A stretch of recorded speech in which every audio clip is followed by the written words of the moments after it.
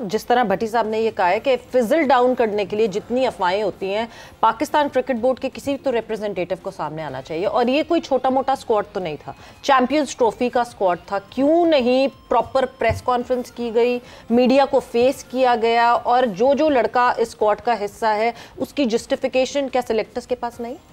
देखिए, जितने भी आईसीसी इवेंट हमने कवर किए उससे पहले कोविड निकाल दी जाए, बल्कि कोविड में भी ऑनलाइन प्रेस कॉन्फ्रेंस टाइप का सीन चलता रहा, तो सब में प्रेस कॉन्फ्रेंसेस होती रही हैं।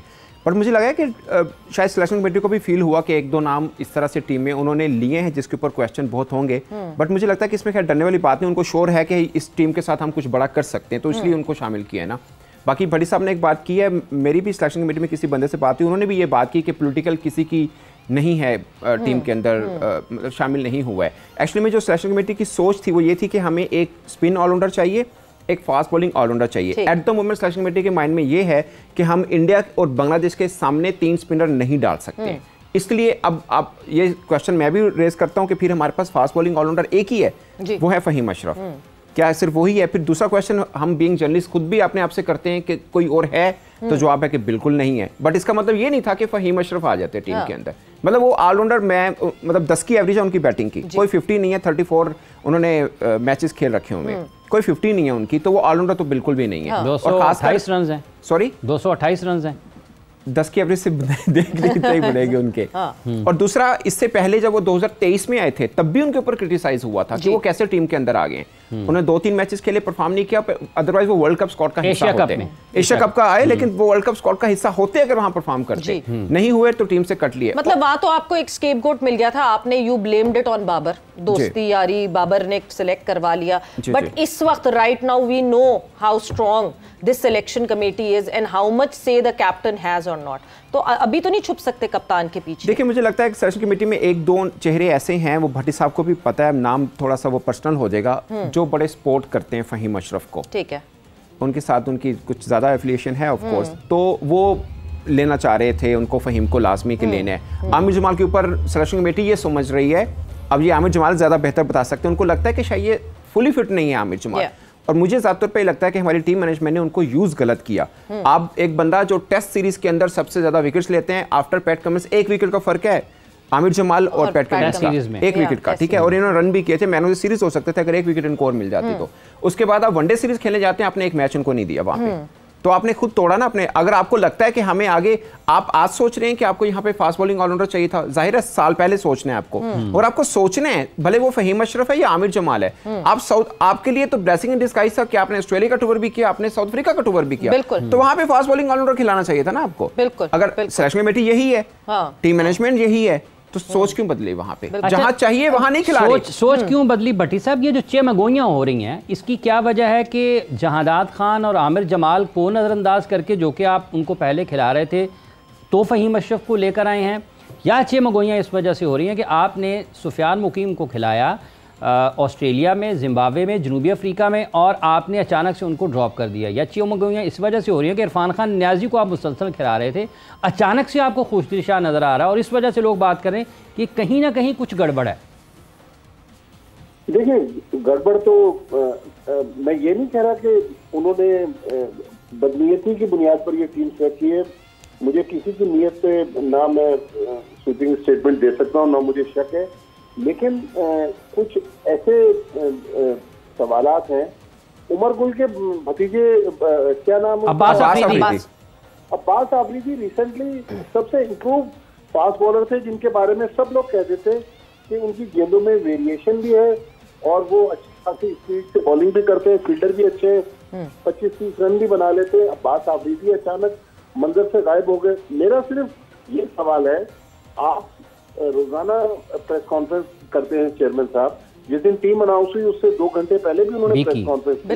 उन्होंने कहा कि सिलेक्टर्स मेरी साइड पर बैठे हुए, मैं तो खैर टीवी पे उनको सुन रहा था, तो वो कह देते हैं सिलेक्टर्स को कि भाई आप जाएं, जाके अपने आप को डिफेंड करें और बताएं कि आप ये क्या कर रहे हैं, ताकि 25 करोड़ अवाम जो पाकिस्तान टीम के साथ जिनकी बहुत ज्यादा एक्सपेक्टेशंस होती हैं, उनको जवाबात तो चाहिए। और खुदा न खास्ता अल्लाह ना करे कि ये फैसले बैकफायर हो जाए और पाकिस्तान टीम अच्छा ना करे, तो उसके बाद तो आपको पता है कि इस मुल्क में एक तूफान बर्पा हो जाएगा।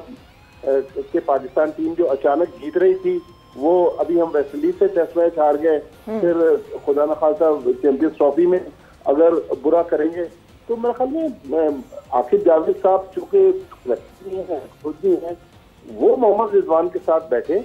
और एक बात मैं आपको बताऊं, जो मैंने सुना है, जो मुझे सिलेक्टर्स ने बताया कि मोहम्मद रिजवान की कंसल्टेशन थी, लेकिन उनके पास वोटिंग राइट नहीं है। इवन जो 11 सेलेक्ट होगी ट्रायंगुलर टूर्नामेंट और चैंपियंस ट्रॉफी में, मोहम्मद रिजवान के पास टीम सिलेक्शन का कोई इख्तियार नहीं होगा। सिलेक्टर्स जो है वो 11 खिलाड़ी सिलेक्ट करेंगे, 15 खिलाड़ी भी सिलेक्टर्स ने सिलेक्ट किए, और ये नहीं कहते हैं कि मोहसिन नकवी साहब 1% भी उनका इनपुट नहीं है इन 15 प्लेयर्स में। तो जब इतना कुछ है तो फिर आके मीडिया को फेस करें और बताएं।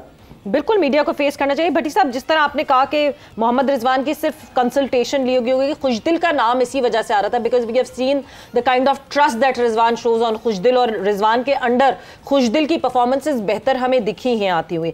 बट फहीम अशरफ एक पॉइंट ऑफ कंटेंशन, जो कि पॉइंट ऑफ डिस्कशन बना हुआ है सबके लिए, अगर इतना ही था, आप ठीक है इंटरनेशनल के उनके स्टैट्स सारे साइड पे रखकर डोमेस्टिक, सब कहते हैं कि अच्छा जी डोमेस्टिक तो अच्छा कर रहा था ना, चैंपियंस कप या डोमेस्टिक की बात कर लें तो अच्छा खेला फहीम अशरफ। सो फिर ऑस्ट्रेलिया से पहले हुआ था ना ये सारा मुकाबला, क्यों नहीं ऑस्ट्रेलिया, जिम्बाब्वे, साउथ अफ्रीका की सीरीज में फहीम अशरफ पहले से दिखे? ये जो अचानक की एंट्री होती है, फिर उस पर इसीलिए सवालात उठते हैं कि शायद कहीं किसी और ने अचानक से प्रेशर डाला है। देखिए सवेरा, 2 नाम ऐसे हैं, बल्कि एक नाम तो यकीनी तौर पर अंडर डिस्कशन है, जिसकी फॉर्मर क्रिकेटर्स भी बात कर रहे हैं। जब आपके regular opener Saim Ayub unfit हो गए, तो मेरे ख्याल में इमाम उल हक को टीम में आना चाहिए था। उसके कायद-ए-आज़म ट्रॉफी में भी रन है, पास में पाकिस्तान के लिए वो वनडे इंटरनेशनल भी खेले हुए। फिर उवैस आजान 500-600 हो गए उनके, हाँ जी, तो उनको भी कंसीडर कर सकते थे। अच्छा चले, आपने दोनों को सिलेक्ट नहीं किया। टीम अनाउंसमेंट के कुछ देर बाद एक वीडियो पैगाम हमने और आपने सुना असद शफीक का। वो तो मेरे ख्याल में एक कॉमेडी ऑफ एरर था, जिसमें वो कह रहे हैं कि अभी ओपनर का फैसला नहीं हुआ, ओपनर का फैसला हम मैच से पहले करेंगे। जबकि मेरी इत्तला ये है कि ये तय हो चुका है कि फखर जमान और बाबर आजम जो है वो इनिंग्स ओपन करेंगे। जब फैसला हो चुका है तो फिर गलत बयानी करने से और मीडिया से छुपाने का कोई जवाब। भट्टी साहब, आपने अपनी ये इतला दुनिया भर के लोगों तक पहुंचा दी हुई है। जी जी जी, आपने स्टोरी की ये खबर बिल्कुल साउथ अफ्रीका में बैठ के कितनी देर डिस्कशन हुई, रिजवान, बाबर और आकिब जावेद साहब बैठे और कितनी बात हुई और कितना कन्विंस किया गया, ये तो अब मतलब ये खबर छुपती तो नहीं है ना। अगर इतना कुछ डिस्कशन हो गया, तय हो गया, तो मीडिया से क्यों छुपा रहे हैं कि हम न्यूजीलैंड की जगह हमने खेलना है 19 तारीख को? वो न्यूजीलैंड की टीम ही खेलेगी भाई, या उनकी प्लानिंग हमारी खबर से चेंज थोड़ी हो जाएगी।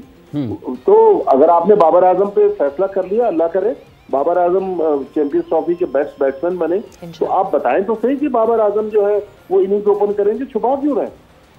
ये जो असद शफीक का वीडियो बयान था सनाउल्लाह खान साहब, जैसे अभी आपने सुना माजिद भट्टी साहब, अब्दुल माजिद भट्टी साहब भी उस हवाले से फरमा रहे हैं, आपको लगता है कि ये क्लैरिटी नहीं है? हालांकि अगर सिलेक्शन कमेटी बहुत बाइख्तियार है, यहाँ तक कि वो 11 भी बनाएगी, तो आपको लगता है कि फिर ये क्लैरिटी भी होना ज़रूरी थी, प्रेस कॉन्फ्रेंस भी होना चाहिए थी, और ये वाले जो सवालात हैं वहाँ पर होने चाहिए थे, और ये जो सिलेक्शन है ये सब के सब जवाबात लोगों को पता होना चाहिए थे। और ये अगर हिकमत अमली थी 11 वाली और आप तय कर चुके हैं, तो फिर छुपा किस तरह? क्या न्यूजीलैंड के खिलाफ सनाउल्लाह खान ने तो ओपन नहीं करना? हाफिज़ साहब, मुझे लगता है कि किसी भी चीज़ में क्लैरिटी ना होती तो एक डिफरेंट चीज़ थी, बट आपके 15 के स्क्वाड में अमूमन 3 ओपनर होते हैं, जहाँ पे एक है और उसी का आप जवाब ये दे रहे हैं कि हमें श्योर नहीं है कि दूसरा साथ में कौन होगा, तो वो एक डाउट क्रिएट करता है। हालांकि तय पा चुका हुआ है कि बाबर नहीं करना है, भट्टी साहब ने बिल्कुल आज प्रैक्टिस में भी किया उन्होंने, आज बाबर ने प्रैक्टिस में भी, बाबर और फखर दोनों ने ओपन किया है, तो मतलब बाबर नहीं करना था। और दूसरा जो खुशदिल का आपने जिक्र किया, मुझे लगता है कि खुशदिल का आना सिर्फ साइम अयूब की इंजरी की वजह से, आपको लगेगा वो ओपनर है, ये लोअर मिड ऑर्डर में खेलते हैं, सिर्फ साइम सिर्फ ओपनर की यूटिलिटी नहीं देते, वो बॉलिंग की देते हैं, आपको ऐसा चाहिए था। अब आप क्या कर सकते थे? आपके पास एक ऑप्शन था कि आप ओपनर की जगह पे ओपनर डालें, बाबर वन डाउन नहीं खेलें, फिर प्रॉब्लम ये आता था कि बॉलिंग ओपनर वो कर नहीं पा रहा, आपका बॉलिंग ऑप्शन एग्जैक्टली। और इमाम का ये था कि इमाम अंडर डिस्कशन आया था, बट उनके थोड़े से डिसिप्लिन इश्यूज थे, इसलिए उनको टीम में सीरियस कंसिडरेशन में नहीं लेके आए। उनके 2-3 इश्यूज। सबसे आसान होता है, ड्रेसिंग रूम का माहौल खराब करते हैं, डिसिप्लिन इशू, ये सबसे इजी मेरा ख्याल से आसान तरीन ओपनर के से 2 ही नाम जिक्र हुए थे, एक शान मसूद का, दूसरा इमाम का। इन 2 का जिक्र हुआ। शान का इसलिए हुआ कि इतने अरसे के बाद उनको क्यों लेके आना जब इतना टाइम वो खेले नहीं है। खान साहब, अभी रात में एक ये बात भी हो रही थी कि अगर वो डिसिप्लिनरी इश्यूज थे उनके जी, तो वो पाकिस्तान के टेस्ट स्क्वाड में कैसे आ गए? असल में उनका आखिरी इशू उसी में ही हुआ। फिर उनके बाद वाले निकाले गए। फिर उनके पहले वाले आपको मालूम है, पहले उनके नाम के ऊपर रेड मार्क था। हाँ। क्रिकेट बोर्ड की तरफ से, सिलेक्शन कमेटी की तरफ से नहीं था, क्रिकेट बोर्ड की तरफ से था, बिकॉज ऑफ के लीकेज के खबरों की वो होती है। आई डोंट नो, मतलब क्रिकेट बोर्ड ये समझता है कि इमाम की वजह से, मतलब बोर्ड जराए ये बताते हैं, उनके नाम के ऊपर रेड मार्क। वो जो एक रिपोर्ट उनके बारे में ये भी थी, जो मोहम्मद हफीज साहब ने के बारे में ये कहा जाता है वो भी जराए है, मतलब कि इनका स्ट्राइक रेट ठीक नहीं है टेस्ट मैच में। देखिए, टेस्ट मैच में स्ट्राइक रेट का ऐसा जितना बड़ा, पाकिस्तान 2-2 3-3 दिन में मैचेस खत्म हुए हैं। अभी भी आप देख लें, उससे पहले इंग्लैंड वाला भी देख लें, अब जो हम जीते हैं वो 2-2 3 दिन में खत्म हुए हैं। आई डोंट नो कि स्ट्राइक रेट को। अच्छा, यहीं से ये रमीज राजा के टाइम पे शुरू हुआ था, अगर आपको याद स्ट्राइक रेट। अच्छा भट्टी साहब, इसका मतलब ये है कि जैसे ये स्टोरीज हैं, ये पाकिस्तान में तमाम बड़े अखबार, टेलीविजन चैनल ने सवेरा इसको रिपोर्ट किया है इमाम वाले वाक़े को, तो क्या इमाम को एक और बैड बॉय के तौर पर आप देख रहे हैं? जिस तरह से उनके बारे में बातें आ रही हैं, फिटनेस नहीं है, टीम मैच छोड़कर चले गए, ये बात नहीं मानते, गालिबन एक स्टोरी भी डाली अभी और फिर वो हटा ली।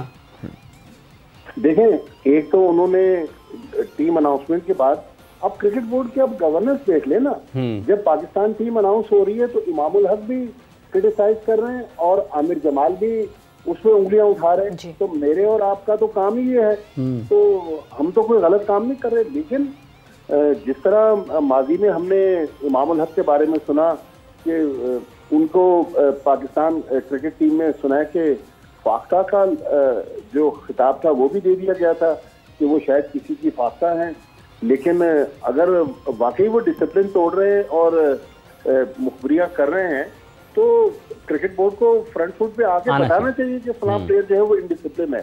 शोएब अख्तर तो उस जमाने में बदनाम हुए जब सोशल मीडिया नहीं था। आज तो आप किसी से कोई चीज छुपा नहीं सकते। मेरे ख्याल में अगर डिसिप्लिन तोड़ा है उसको बिल्कुल क्रिकेट बोर्ड ने ठीक टीम से निकाला है, लेकिन मीडिया को आप बता के अवेयर तो करें कि वाकई ये लड़का जो है ये डिसिप्लिन की खिलाफ वर्जी में मुलविस है।